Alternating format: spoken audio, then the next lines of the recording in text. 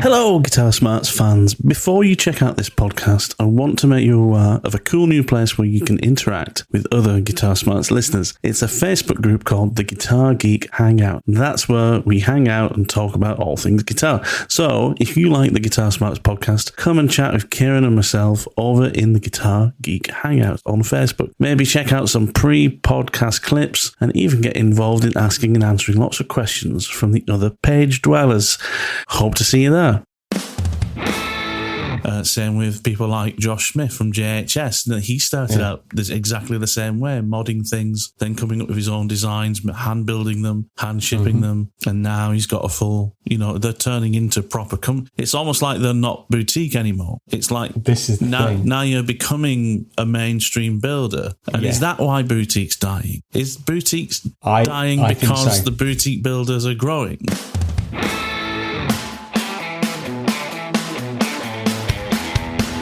Greetings, welcome back to the Guitar Smarts podcast. If you are an everyday gigging guitarist, this is the podcast for you. This week, Kieran and myself are talking about the recent closure of Fulltone Pedals and the apparent death of the boutique pedal marketplace. Boutique pedal makers from all over the world have been having huge success for many years, continue to do so, but with the closure of Fulltone Pedals, one of the originals on the market, does this indicate that the time for boutique pedals has come to an end? We discuss this, and also we talk about the next 3 things we want to try out on our next visit to a guitar store. Housekeeping, remember to like and subscribe to this podcast on your preferred podcast app. Why? Because you will get alerts when a new podcast is released, and that means you won't miss another show. If you have already liked and subscribed and listened to us regularly, then use the links in the description of this show to leave us a rating or a review. This is the best way to support us, and it helps us to grow. Use those links to get to our social media pages, links to our Buy Me a Coffee page if you do feel generous, and links to some of our Spotify playlists. Come and see us on the social pages and we'll be happy to see you there, especially on the Guitar Geek Hangout page on Facebook where you can interact, Kieran and myself and lots of other fantastic musicians. That's about enough from me. Let's get to it. Have we started? Are we live? I don't know. Have we started? I don't know. Let's say we started. I'll start it here. Let's start it. How are you keeping anyway, mate? It's good to see you. I'm really good. I've having listened to some of our podcasts recently, I realised that we start a lot of them with me laughing, or just laughing because generally we dial in, start having a chat about something, realise we should press record, and we're already halfway through some moment of hilarity. Yeah. So yeah, mate, I'm really good. Thank you. The other thing is that we also spend a lot of time on the first few minutes of our podcast just catching up about what we've been doing during the week, because we're both so busy at the moment that we haven't had a chance to speak during the week. So we will at some point start talking about guitars and all things guitar related. But yeah, I feel like we need to cover off other stuff first. Yeah, I mean, that's where I like to think we kind of connect with our audience, right? Which is that we're both just normal blokes that have normal day jobs, but we love playing guitar and guitar stuff, and we go gig and do things in our own time. And that is. I'm sure most of our audience are the same. And do you think so? Maybe that's Do you think people are waiting for the latest update on the condition of your lawn and how my dahlias are growing? Enough about the guitars, boys. Tell us how you get a car to be really sparkly clean. Yeah, exactly.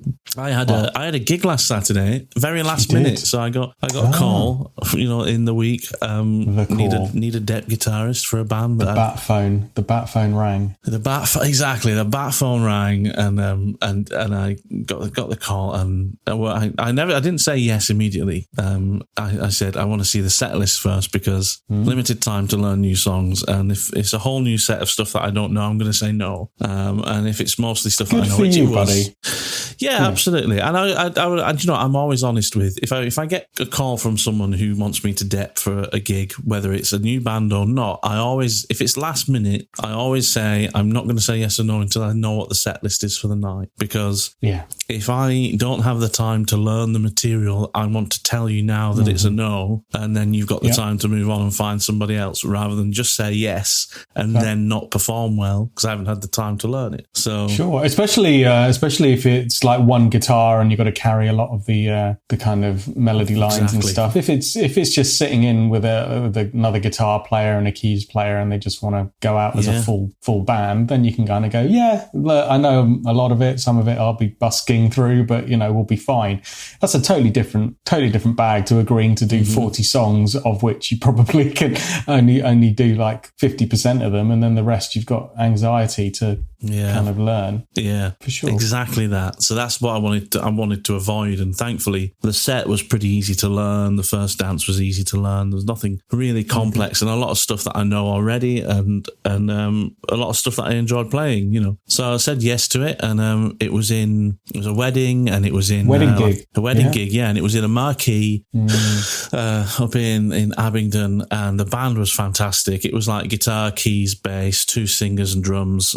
Nice and simple, but really full sounding, great keys playing. Just everyone was on it, and the other great thing was we were nice and loud on stage. I haven't had that for a while. I've been playing fairly quiet stages with in-ears, which I don't mind at all when the mix is good. But I really enjoyed at this gig getting my Headrush FR speaker out for the Helix and getting it wound up nice and loud, and it was still going through the PA. But I had that behind me on stage, and I had a monitor in front of me for the band, so I just felt like it was really great just standing there all night with lots of really great sound around me and sound. You can't beat it. And it was nice also to play with a keys player that really worked hard to get the sounds right for a lot of songs. Synth patches were really on it. It just felt great playing in that band. So it's just, for me, it's actually that was the last gig of the year for me. I haven't got anything else in the diary. I'm sure some other things will come up, but it was probably the best gig of the summer for me to finish on, because it was just such a great situation, in terms of sound and in terms of the songs, and playing with great musicians, and it was just a really enjoyable night. Yeah, so a good. I'm pleased for you, mate. I'm pleased, and probably a nice little earner as well for weddings. Yeah, exactly. Yeah, a decent earner. Wedding gig. So a good earner, and unexpected as well. So that helps in these days of cost of living going up. But let's not talk about that. Indeed, mate, it's a killer. Don't talk about it. Thankfully, haven't had to put the heating on yet, and long may that continue. Because we're in the UK. We can't afford to have utilities anymore, like electric and gas. That's it.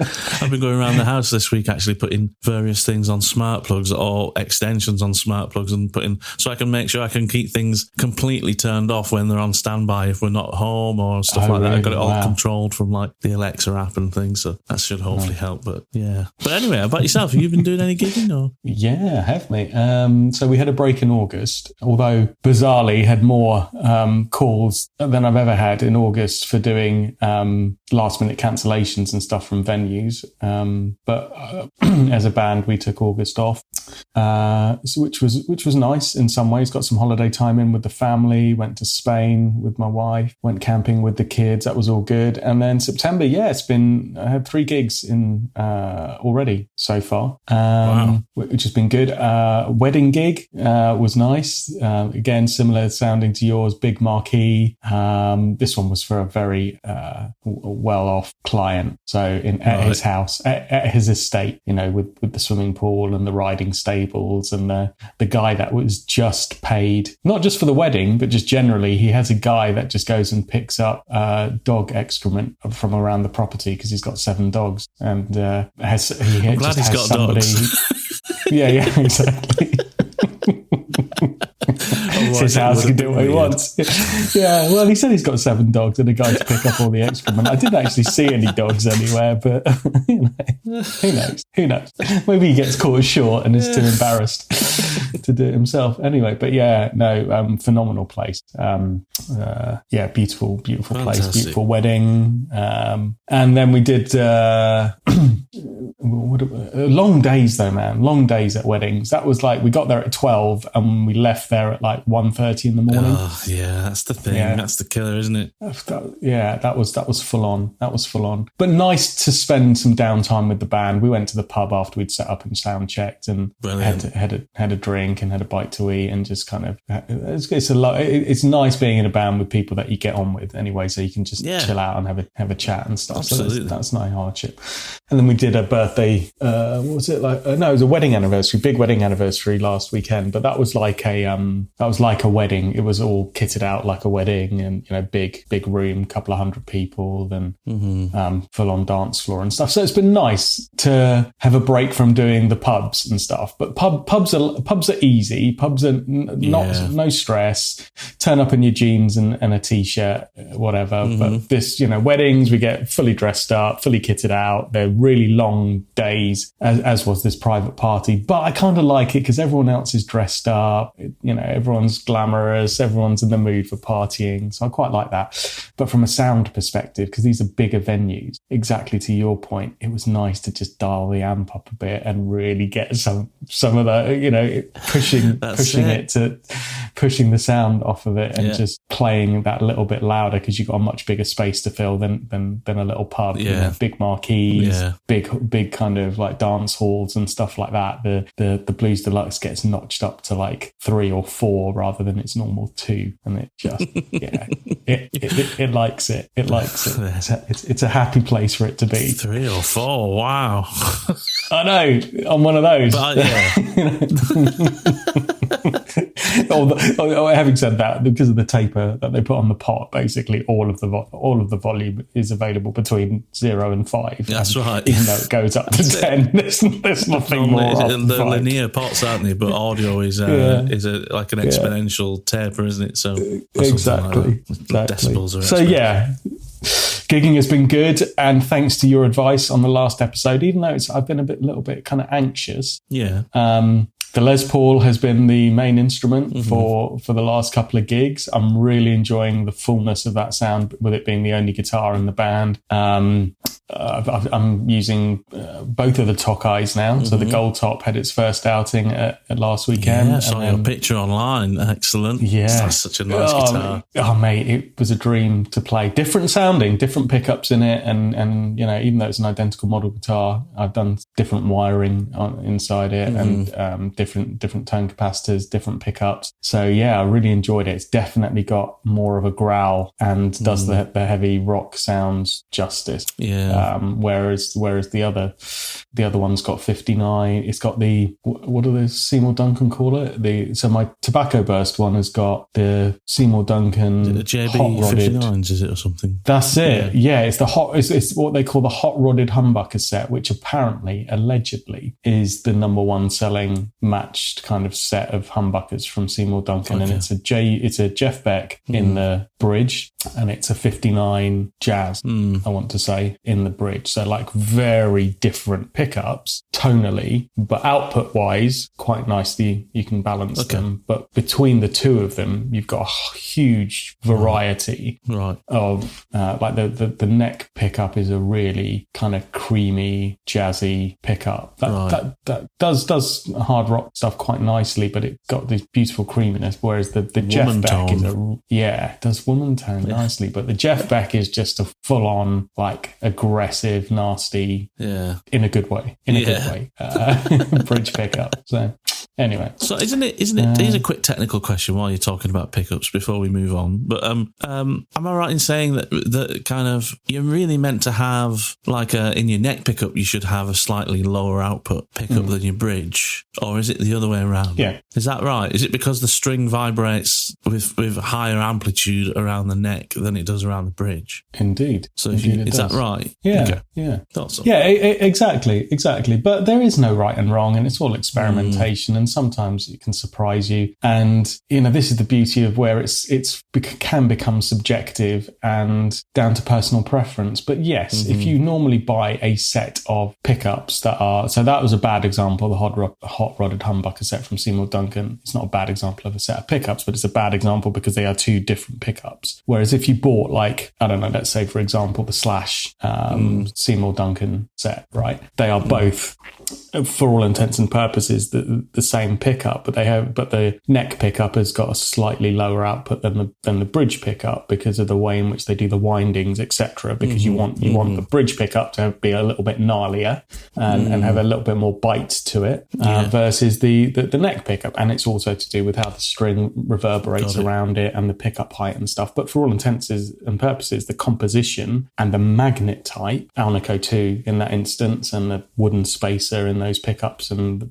potting, it's all the same. It's all the same, right? It's just they've done the windings slightly differently. But it is all subjective. You can mix and match, and that's the beauty of it. You can put an Alnico 5 in the neck and an Alnico 2 in the bridge and have different outputs, and depending on what else you've got going on in the electronics and the interplay of it, it can all just be like irrelevant nonsense. But yeah, something to play with and have fun with. And it is something to play with, isn't it? I was thinking of changing, because I kind of, since I've got these extra guitars this year, I think I said on a previous podcast, I want to at some point give my Epiphone Les Paul a bit of much needed TLC, whether that's in the form of a fret dress and a level or even a refret, because it's 20 years old now and it has been played a lot. Probably a refret. Maybe a refret would do some good.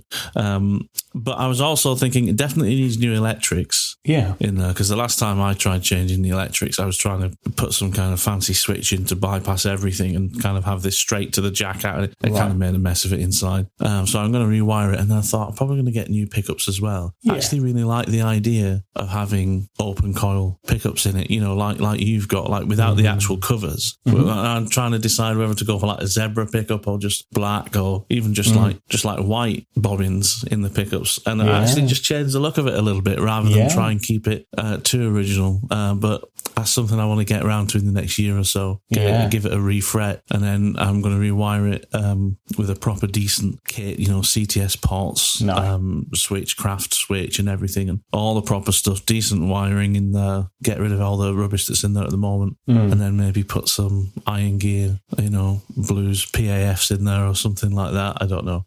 Yeah, very good pickup. I've got the Blues engine that they do. It's a nice pickup. Yeah, I've got one of those in one of my Epiphones in a zebra format, which I love. I just love the look of open coil humbuckers. I just like them. They do look really cool. And part of that was seeing that picture of your Tokai, the gold top with the black open coils. It looks really, really good. It really does look good on the gold. It does on a Les Paul, doesn't it? I think so. I mean, looking at your Epiphone, I can see behind you, it's got that beautiful kind of light kind of burst going onto it, almost like a honey kind of. But that's the name of it. It was a honey burst, is what Epiphone called it at the time. Nice. And actually, do you know what? That's a really. I think.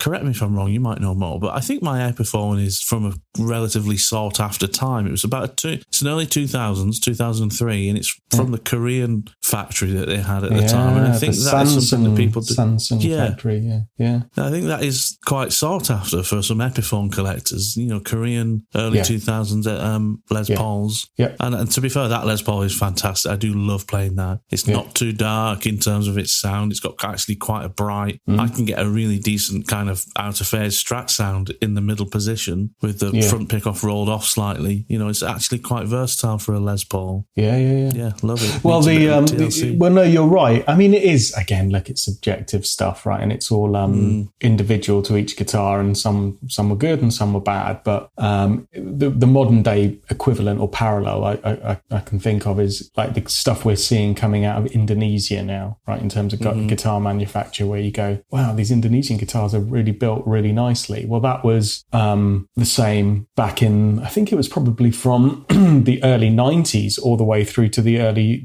noughties. Korea was the place. If you were buying a Far Eastern guitar, Korea was the place to get a nice guitar. Sure, there were guitars coming out of China, but back in those days, there weren't the volume of guitars coming out of China in the same way, and the quality of what was coming out of China is nothing like it is today. I mean, now some of the stuff coming out of China is frankly phenomenal. But I feel the Indonesian guitars sit that little bit step above the Chinese stuff still. I mean, obviously, depending on the model and the manufacturer and the specs of it, but generally speaking, I find the quality of stuff that's coming out of Indonesia is amazing. Not quite, again, with the level of stuff that's coming out of Japan. Again, Japanese guitar manufacturers still absolutely phenomenal. I mean, some of the stuff, the high-end stuff coming out of Japan is arguably better than the stuff that's coming out of America. But, you know.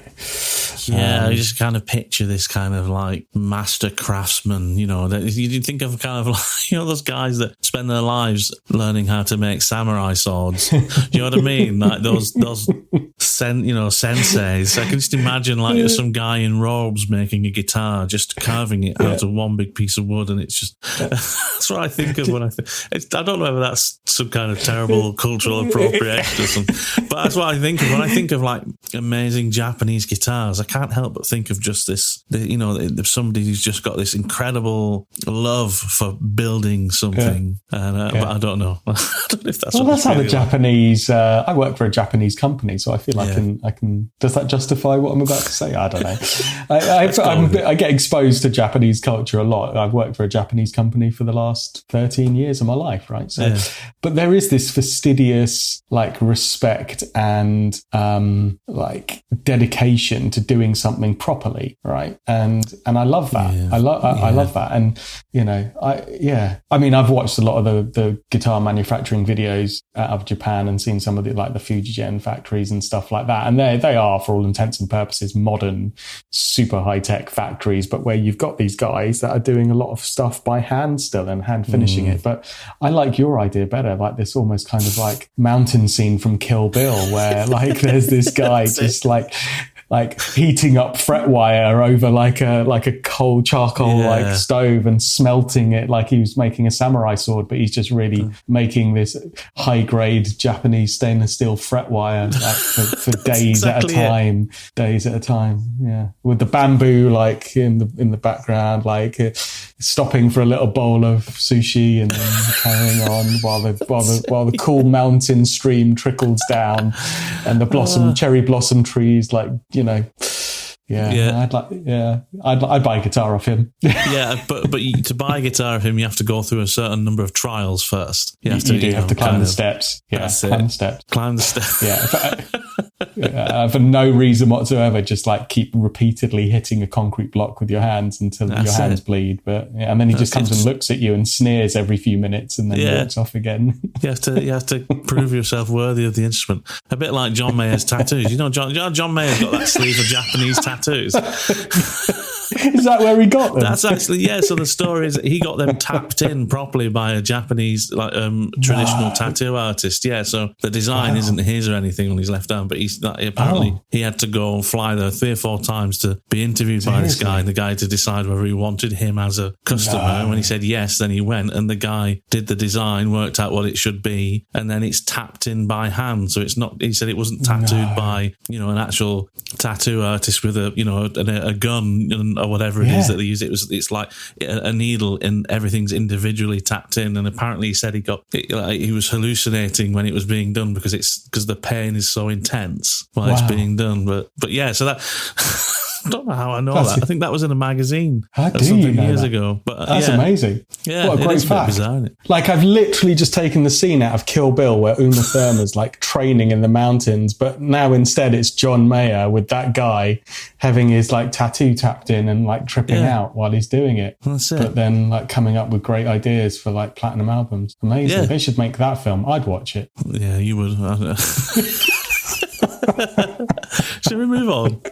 Probably better, Hads, really. I think for any of our Japanese listeners, nothing but love and respect. Amazing. Do you know what? That is one place on my like bucket list that I love. I mean, having worked for a Japanese company for this many years and still not been out to Japan.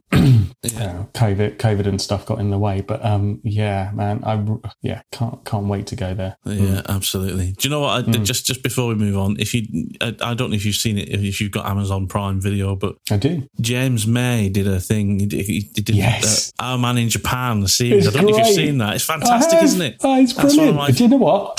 So I watched that while I was sick with COVID. Really? Yeah, because it's one of those things where I was quarantining in a room by myself, and I thought, I'm going to watch something that I can only watch without my wife.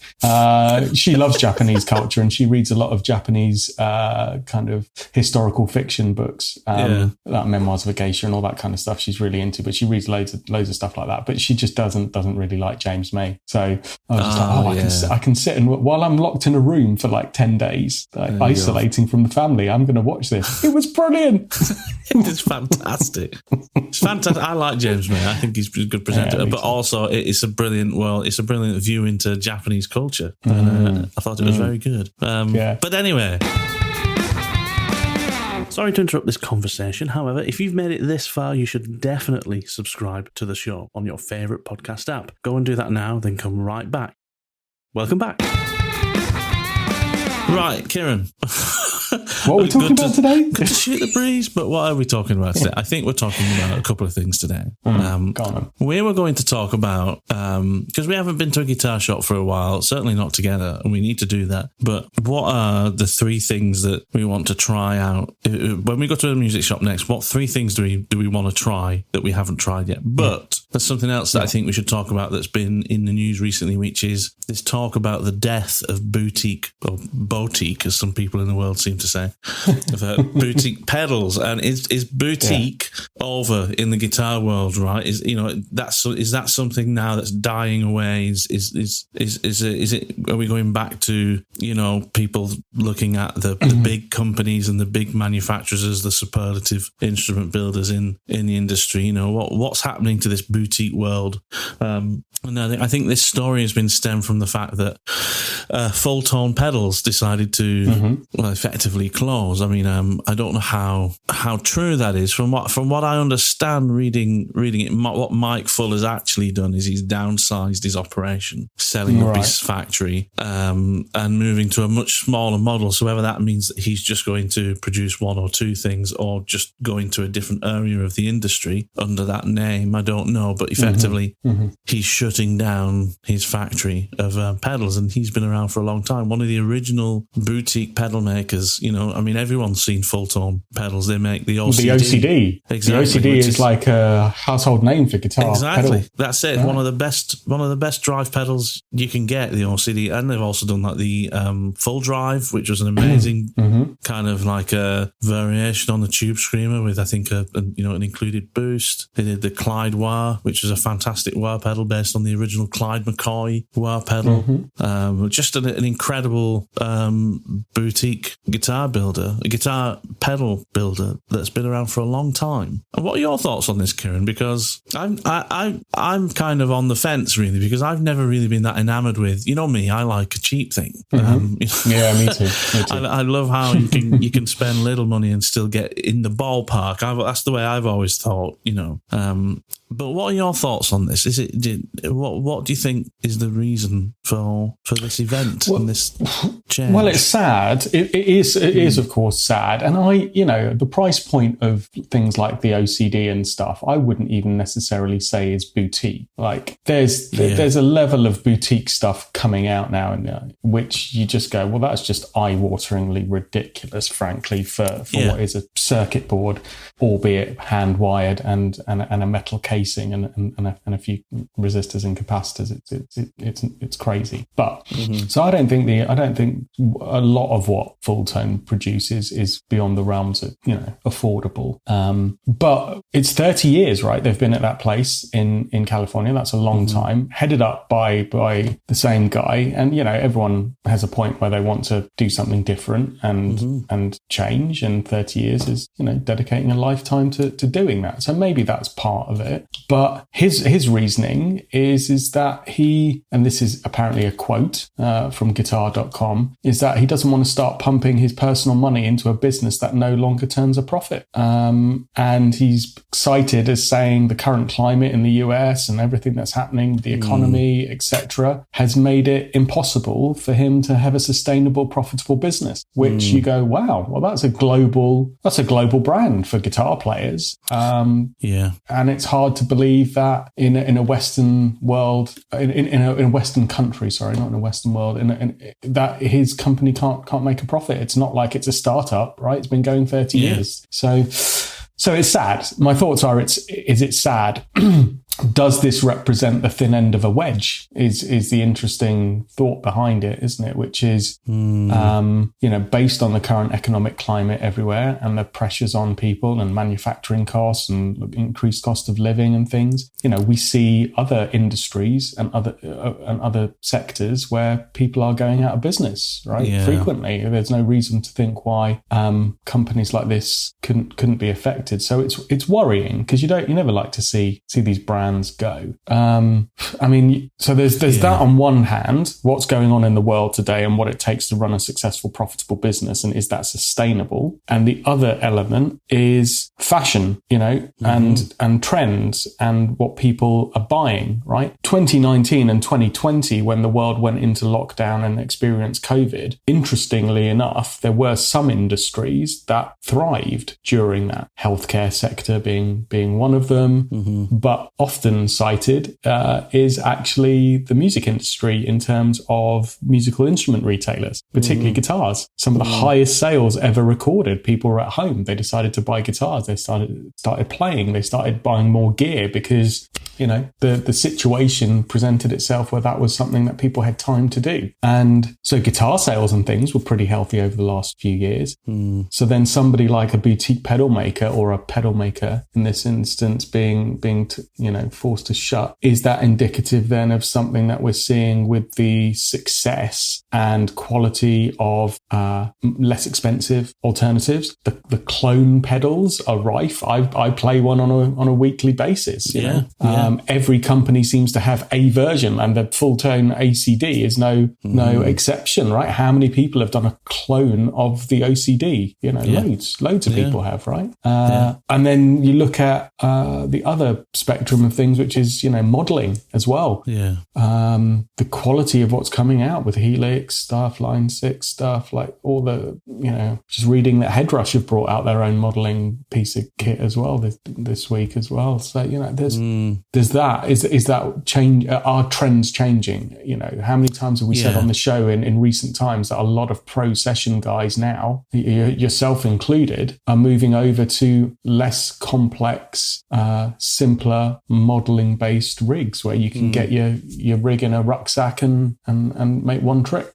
So there's a lot there to unpick, but interesting times ahead very interesting times ahead. And I think the boutique industry, or the boutique pedal industry, grew out of a unique situation, or at least maybe not a unique situation, but a very specific time where guitar, there was a thirst from guitarists to want new effects pedals or thing.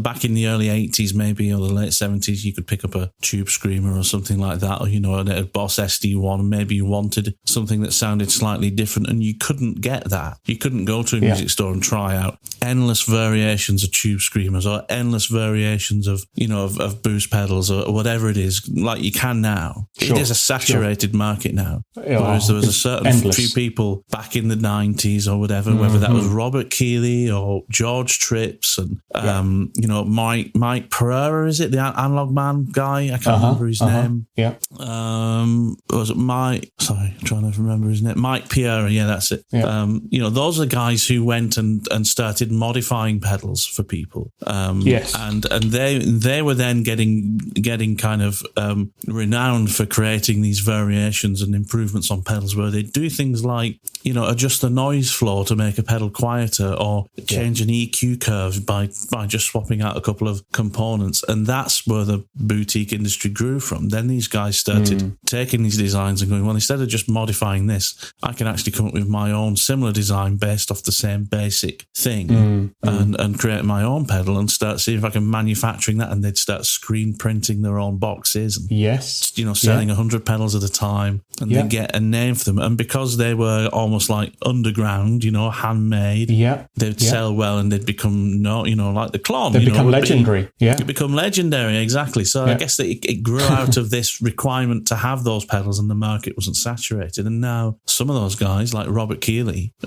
has, a mass, production facility pretty much, who makes hundreds of pedals at a time. It's still relatively boutique, but it's not the same. He employs people. He's not doing everything himself. He's got, proper things being manufactured. Same with people like Josh Smith from JHS. He started out exactly the same way, modding things, then coming up with his own designs, hand building them, hand shipping them. And now he's got a full, they're turning into proper it's almost like they're not boutique anymore. It's like this is now you're becoming a mainstream builder. And is that why boutiques dying? Is boutiques dying because the boutique builders are growing into so big companies? There's this thing. I think, like in most things in life, without us getting too philosophical, it's the middle part of things that are going to get squeezed, right? To the point of frustration, because the budget end of the market, and we've said this on the show repeatedly, has never looked healthier. What you can get, the quality of what you can get, giggable, really nicely made, sounds great stuff for $20-$30, it will stagger you. Like it's insane, right? So the budget part of stuff that's being made out in the Far East, in China, has never been better. What a great time to be alive, right? I definitely think there is still, and we've spoken about this when we've talked about Gibson custom shops and the Murphy line stuff and all of that kind of crazy nonsense that's inaffordable for the likes of you and I, right? But there is a market for that place, right? And for some people who want to have like the original circuit board that Jeff Beck used in his fuzz pedal, in this like live concert, this boutique pedal builder is still there building them with the same kind of electronics that were used back in the day, because they've sourced new original old stock of the same components, and they're going to charge you $2,000, $2,500 for this pedal. But because you're keeping volumes small but charging huge prices, and you've got this legacy and this pedigree and this perceived quality that people are happy to pay for, because there is a portion of the market that's happy to pay for, then your business becomes sustainable in that way, because it's low volume, high profit, high cost. So those super high end boutique people might have found like a resurgence, because there's always the geeks and the rich geeks and the bankers that will. I think Chase Bliss are a great example of that, aren't they? Right. Chase Bliss. Right. So that, like you see you look at Joey Landrus pedalboard now, from the latest that pedal show. He's got about £6,000 worth of Chase Bliss pedals on his board. He's pretty much got the whole thing, and they are amazing pedals. They're doing, I'm sure they are, unbelievably unique things. Like one of the disc drive pedals that they do is it's got all these faders on it, and you can fade in different drive designs, and you can recall presets, and the faders move automatically. It just looks like a cool old mini analog desk, but that's about £800 for that one drive pedal. Wow. That's boutique. That's proper high-end boutique. I bought my Helix LT for less than that, and I could have multiple pedal boards designed on it. And I think so you're right. I think if you've got something very unique and you can create it, value, if you can make it, appeal to people to such a degree that they're willing to pay what you're charging for it, then you've got, like you say, a low volume, high margin, sustainable business model that really works. For sure. And how many boutique builders that have grown up doing tube streamer clones and fuzz face clones are really going to last in that marketplace anymore? They're not going to have the things to offer. I think the only person who's still around making money in that way is Analog Man, because the buzz around his pedals and the fact that there's a 2-year waiting list for anything that he makes, because he still makes everything himself by hand in his attic, means that people are like, ooh, furry dust, snake oil. I've been looking at a pedal myself this week.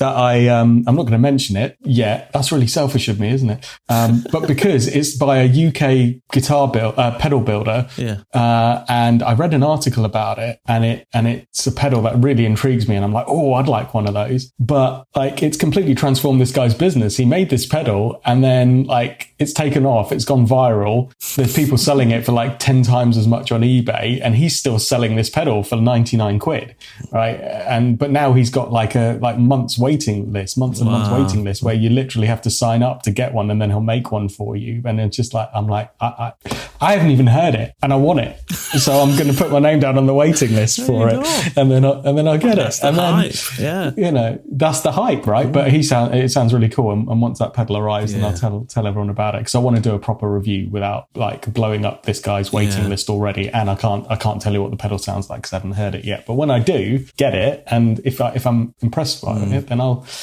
we'll even try and get him on the show, because I think he's got a great story to tell in this environment.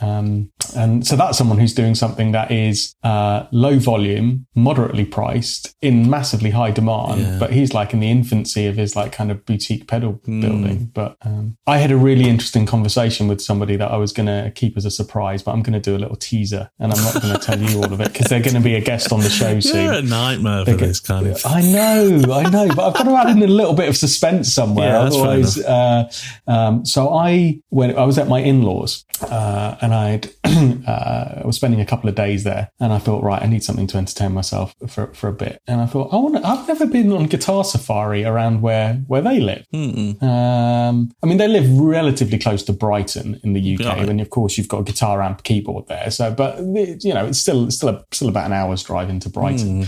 I just thought, I wonder if there's any music stores where, like, in their local town and village, where I can just go and like mooch around for a bit and get some strings and just potter around. And then it turned out there was a couple of guitar stores within a kind of 5-mile radius. And I thought, oh, okay, cool. One of them just turned out to be like a kind of thrift store, like secondhand guitar store that also did some other random bits and pieces. And there was, you know, it was fine. 59 Les Paul just hanging there. That's the dream, isn't it? Well, they did. To be fair, they did have a really nice looking 1979 Fender Strat, which kind of caught my eye, and because that was my year of birth, I was like, oh, I'm quite tempted. But it was still, you know, no. But then they had this other guitar store, which is a proper guitar store, decent size, but it had been rebranded, and I was just like, oh, what's going on? So I went inside and spoke to the new owner. He told me his name, and I was there for quite a while, and we ended up getting chatting, and he is one of the most fascinating people I've ever spoken to in my life. Wow. And he is a boutique pedal builder.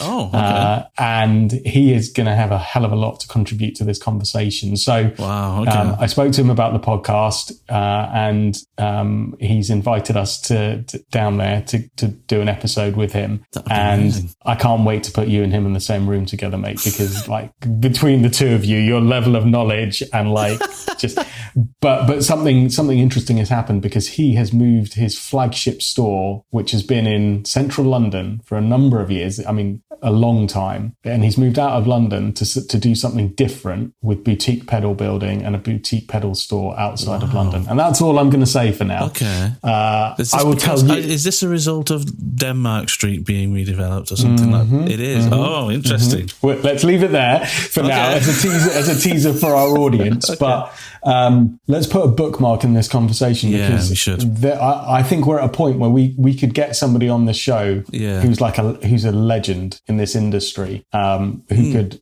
speak very wisely on this topic. And I'll tell you later today, and then we can announce it to our listening audience in the near future. But that's going to be one hell of a show. That sounds fantastic. Let's get that arranged, and I'm excited already. Yeah.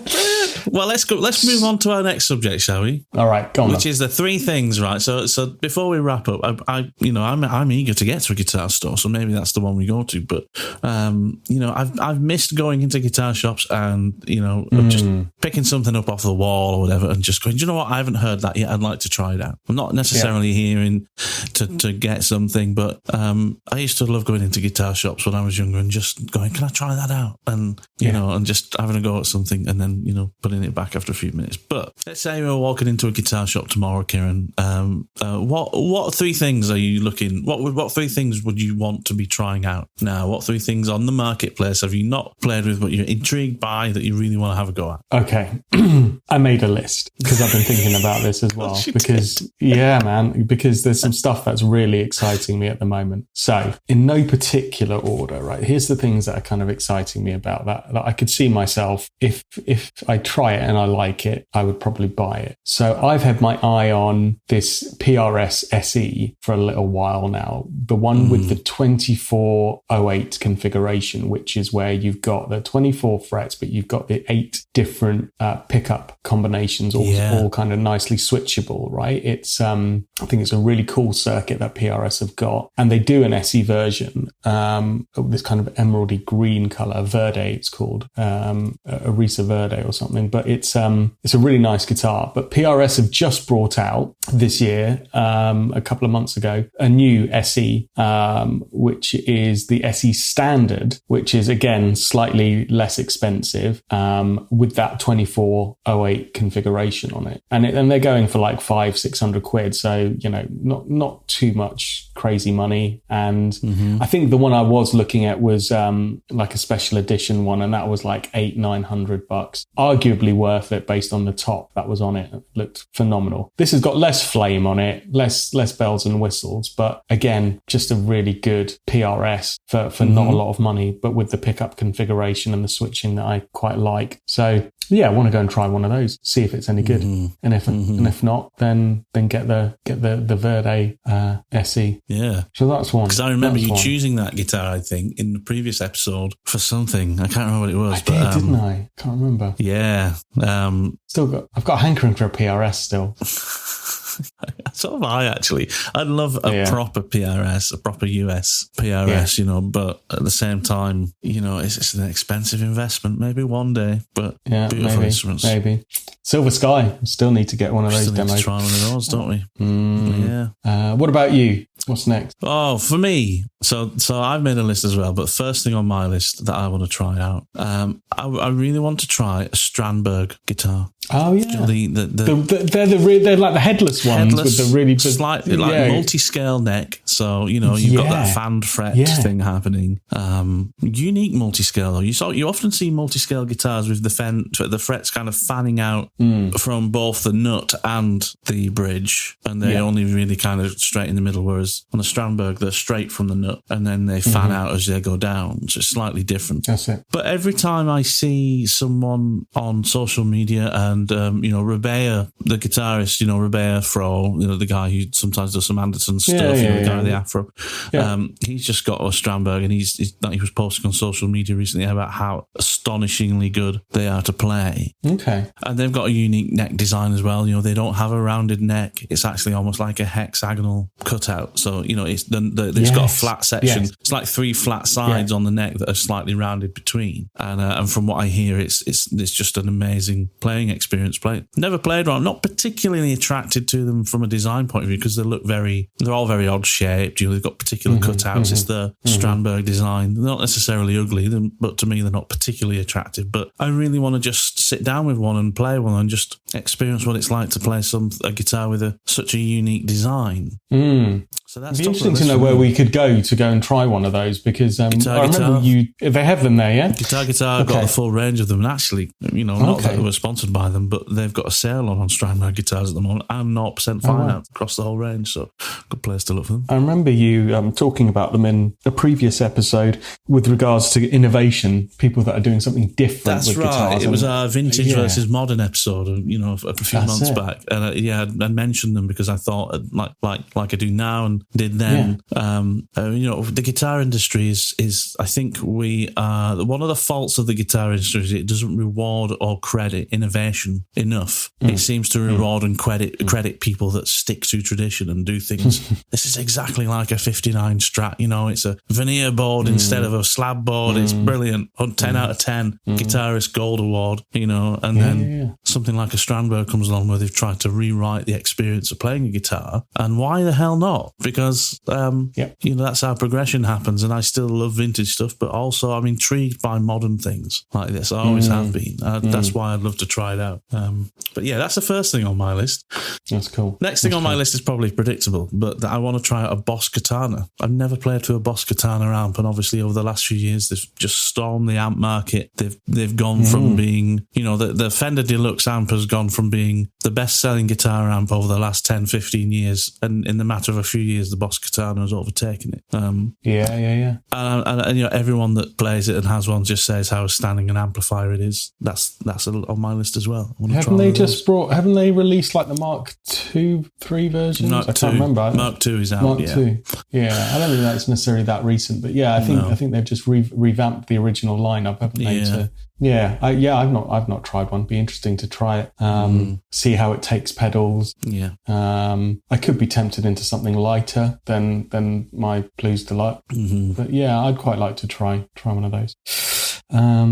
Next on my list it's another guitar, which I hadn't really coveted until I saw a guy playing this. Do you remember I mentioned a few months back I did this work event, and they'd hired a band in to do it, and I got up and played with the band. And did I tell you about that? Yes, you did. Yeah, they were like a karaoke, rocky.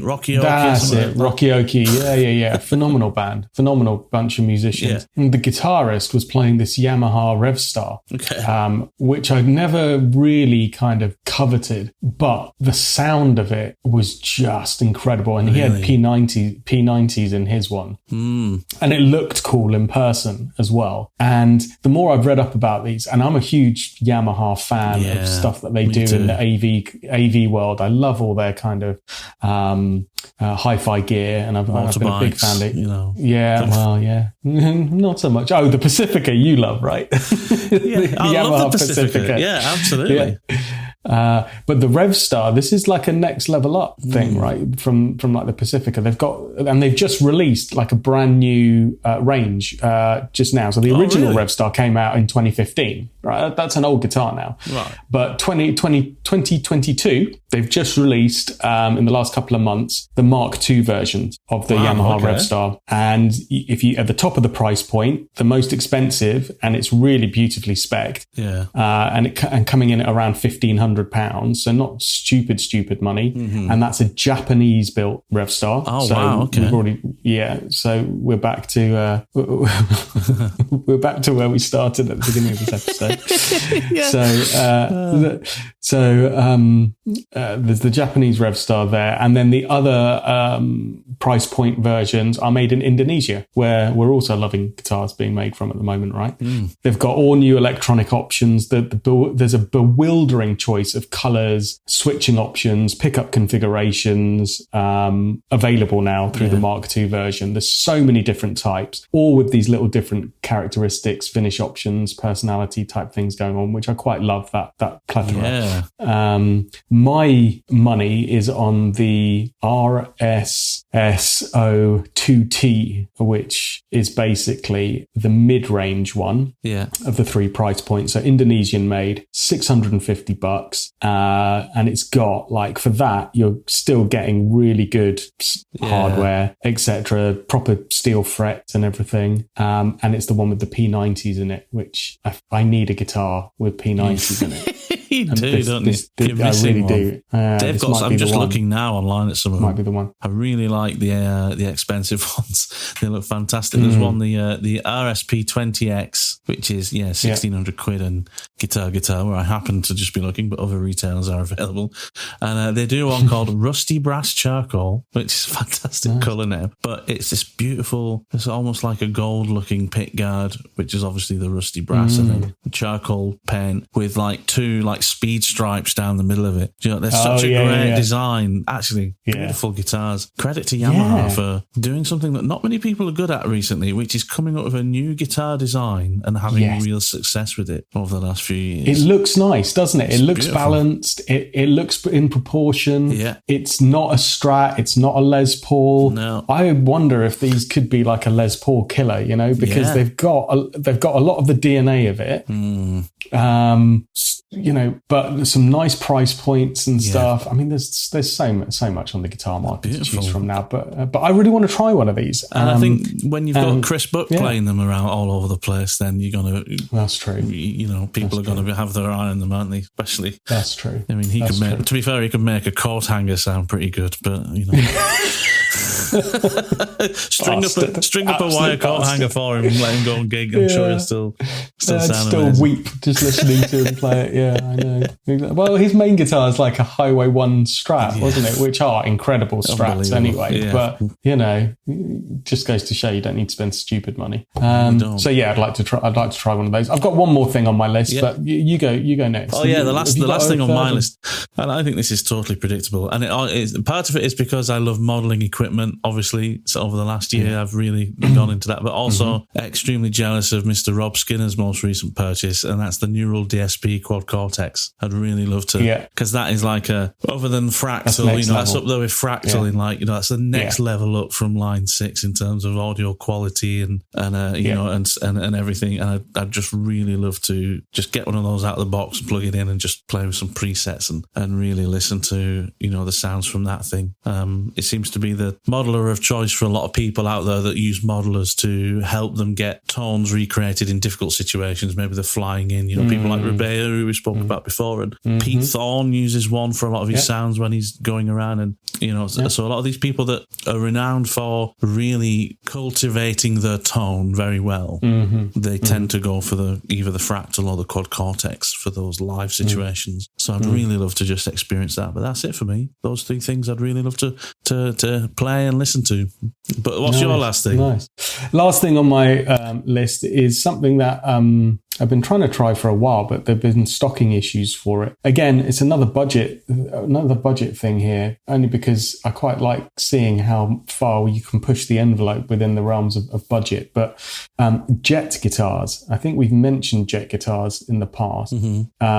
So I think they originally launched in 2020, Chinese made, but with the quality control at the highest level from a kind of from Jet themselves. So they're licensed out to manufacture in China, but they've got proper in-house quality control from Jet guitars themselves, who was set up by Primez Virant, who's a luthier anyway. So there's like this pedigree kind of company looking after the Chinese manufacturer of it.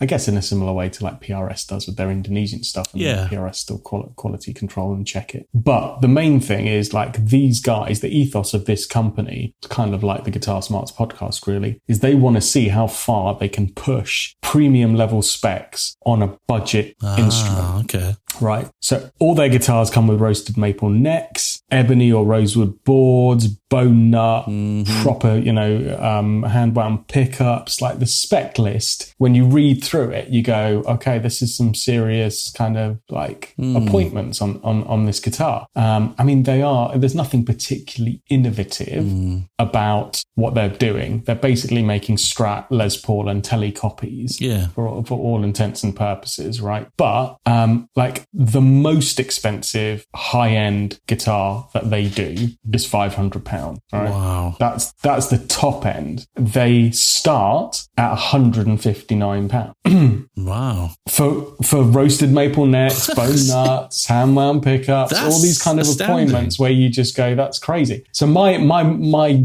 interpretation is like on the £159 instrument, like the JS 400, if anyone that's into model numbers, like a Strat copy, right? I reckon it's going to have all these wonderful little, appointments and components on it. And I think maybe the finish is going to be a little bit, it's going to need a decent setup, right? Yeah. Like any budget instrument would. I think it'll be set up to a decent playable point. But I reckon that with a bit of tweaking, with those level of components or a few little mods, you could get a really, really cool guitar for not a lot of money. So I'd like to, I'm just intrigued, right? Because it's getting, again, going back to the boutique pedal conversation we had and the different price points. It's getting to the point of ridiculous now where you're getting, like, albeit Chinese made, but quality controlled to a very high level, apparently. You're getting guitars for 150 quid with ridiculous levels of components on it that you would only ever be able to normally get on a guitar costing 3, 4, 5 times the price.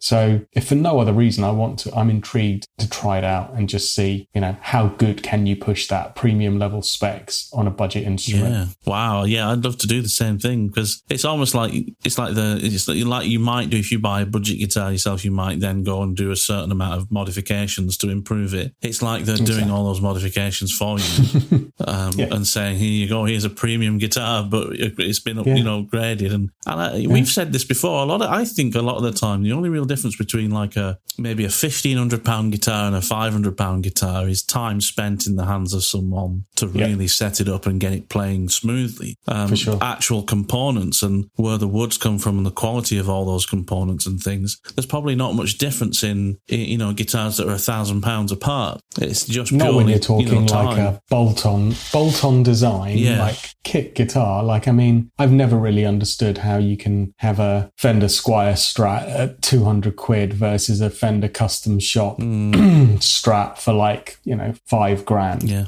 Because yes, there's differences in the quality of the tone words and blah, blah, blah. But it's more over how it's been put together and fitted and finished. How and it feels, just the how it little balances details. in your hand. And exactly. Yeah. Like even just things like, really rounding off the frets properly and, that rolled off edges on the fingerboard. One of the reasons why Sire guitars is another thing I'd love to try. One of the reasons a lot of people talk about them a lot is just because the effort they put into making the neck feel good in your hand and the fretboard feel good. It just plays into how,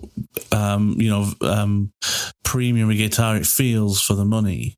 Just that one detail that they do really well. Roasted neck, with rolled fingerboard edges, and the frets are always well looked after. That one thing, you could almost say to any guitar manufacturer, do you know what? If there's one thing you do to make your guitar more sellable, just do that. Just make the experience for the fretting hand as good as possible, and everything else can be adjusted by the player to see fit. That's it. Yeah, absolutely. So, my friend, Guitar Safari awaits us. Guitar Safari does await us. Let's get that in the diary, mate. For sure. And then I think we've said we're going to go out to the guitar show later on this year, right? In October time? Late October, We've I think got, field day out to the Kempston Park Racecourse guitar show. Yeah, it's a good one. I quite like it. I've been a couple of times. So, it'd be good to go down there, do some recording, do some interviews, and have a look at some of the weird and wonderful things that are on sale. So I'm looking forward to that as well. That'd be great. Fantastic, dude. Well, look, have a cracking week. I'll speak to you next week for another conversation about mostly guitars, but also potentially other things like lawns. Lawns, holidays, car cleaning, Japanese cost culture. of energy prices. Well, I've got this landed on my doorstep this morning, so I'll tell you about that during the week. Okay. Latest issue of Guitarist magazine, and this one, going back to our conversation earlier, the whole feature article in this is the greatest pedals of all time. So clearly, Guitarist magazine doesn't think that boutique pedals are dead. So no, they don't. I'll have a read of that and see. Well, it's Mick and Dan they've gone to. So of course it is. Mick and Dan definitely don't think guitar pedals are dead. Oh, well, their entire income's predicated upon that. Oh, mate, have a good week. Yeah, mate. You too, mate. You have a cracking week as well, and I'll see you on the flip side. See you soon, buddy. All the best, mate. Take care, mate. Bye. Thanks so much for listening. Great conversation again. If you like what you hear, then remember there are 61 other episodes going back almost 2 years that you can check out. Go and enjoy them. And anyway, best wishes. See you next time on the Guitar Smarts podcast.